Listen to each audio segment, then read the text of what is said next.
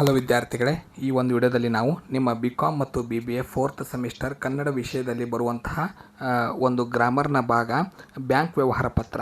Bank ವ್ಯವಹಾರದ ಮೇಲೆ ನಮಗೊಂದು ಪತ್ರ ಬರೆಯೋದಕ್ಕೆ ಹೇಳಿರ್ತಾರೆ, ಅದನ್ನು ಕುರಿತು ನಾವು ನೋಡೋಣ. ಕೆಳಗಡೆ ಡಿಸ್ಕ್ರಿಪ್ಷನಲ್ಲಿ ನಮ್ಮ ವಾಟ್ಸಪ್ ಗ್ರೂಪ್ನ ಕೊಟ್ಟಿದ್ದೀವಿ ಮತ್ತು ಯೂಟ್ಯೂಬ್ ಮೆಂಬರ್ಶಿಪ್ ಲಿಂಕ್ನ ಕೊಟ್ಟಿದ್ದೀವಿ ಹಾಗೂ ನಮ್ಮ ಆ್ಯಪ್ ಲಿಂಕ್ನ ಕೊಟ್ಟಿದ್ದೀವಿ.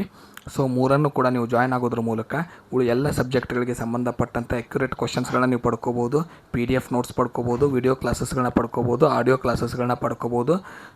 ಹಾಗೆ ಎಕ್ಸಾಮ್ನಲ್ಲಿ ಯಾವ ರೀತಿ ಶಾರ್ಟ್ಕಟ್ಟಾಗಿ ನೀವು ಬರೀಬಹುದು, ಯಾವ ಕ್ವಶನ್ಗಳು ಬರುತ್ತೆ, ಇವೆಲ್ಲವನ್ನು ಕೂಡ ನಾವು ಅದರಲ್ಲಿ ಡಿಸ್ಕಷನ್ ಮಾಡ್ತೀವಿ. ಈಗ ಬ್ಯಾಂಕ್ ಖಾತೆ ತೆರೆಯೋದಕ್ಕೋಸ್ಕರ ಒಂದು ಪತ್ರ ಬರೆಯೋ ಎಕ್ಸಾಂಪಲ್ ನಾನು ತೊಗೊಂಡಿದ್ದೀನಿ. ಹೊಸದಾಗಿ ವೈಯಕ್ತಿಕ ಬ್ಯಾಂಕ್ ಖಾತೆ ಆರಂಭಿಸಲು ಪತ್ರದ ನಮೂನೆ ಹೇಗೆ ಬರೀಬೇಕು? ಮೊದಲು ಇಂದ ಅಂದರೆ ನಮ್ಮ ಅಡ್ರೆಸ್ನ ಹಾಕಬೇಕು. ಇಲ್ಲಿ ನಾನು ಸಂಜೀವ್ ಆರ್ ನಾಯಕ್ ಅಂತ ತೊಗೊಂಡಿದ್ದೀನಿ. ಜಟ್ಟಪ್ಪ ಮನೆ, ಹಂಪನಕಟ್ಟೆ ರಸ್ತೆ, ಮಂಗಳೂರು ಗೆ ಅಂದರೆ ಬ್ಯಾಂಕಿನ ಅಡ್ರೆಸ್ ಹಾಕಬೇಕು. ವ್ಯವಸ್ಥಾಪಕರು ಹಂಪನಕಟ್ಟೆ ರಸ್ತೆ, ಮಂಗಳೂರು. ಮಾನ್ಯರೇ, ಗೌರವ ಸಂಬೋಧನೆ ಮಾಡಿ ವಿಷಯ ತಿಳಿಸಬೇಕು. ಹೊಸದಾಗಿ ಉಳಿತಾಯ ಖಾತೆ ಆರಂಭಿಸುವ ಕುರಿತು ಮೇಲ್ಕಾಣಿಸಿದ ವಿಷಯಕ್ಕೆ ಅಂದರೆ ವಿವರಣೆ. ಮೇಲ್ಕಾಣಿಸಿದ ವಿಷಯಕ್ಕೆ ಸಂಬಂಧಿಸಿದಂತೆ ನಾನು ಮಂಗಳೂರು ನಗರದ ರಹವಾಸಿಯಾಗಿದ್ದು ಸಮೀಪದ ಮಂಗಳೂರು ರೂರಲ್ ಇಂಜಿನಿಯರಿಂಗ್ ಕಾಲೇಜಿನಲ್ಲಿ ಓದುತ್ತಿದ್ದೇನೆ. ನನಗೆ ಉಳಿತಾಯ ಖಾತೆ ಅವಶ್ಯಕತೆ ಇರುವುದರಿಂದ ಸದರಿ ಖಾತೆಯನ್ನು ನಿಮ್ಮ ಪ್ರತಿಷ್ಠಿತ ಬ್ಯಾಂಕಿನಲ್ಲಿ ಆರಂಭಿಸಲು ಬಯಸಿದ್ದೇನೆ.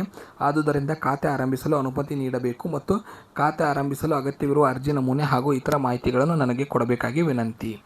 ಈ ರೀತಿಯಾಗಿ ಪತ್ರದ ಒಡಲನ್ನು ಬರೆದು ನಮ್ಮದು ಕೋರಿಕೆ ಏನಿದೆ ಅದನ್ನು ಹೇಳಬೇಕು. ತಾವು ಉಳಿತಾಯ ಖಾತೆ ಆರಂಭಿಸಲು ಅನುಮತಿ ನೀಡುತ್ತೀರಿ ಎಂದು ನಂಬಿದ್ದೇನೆ.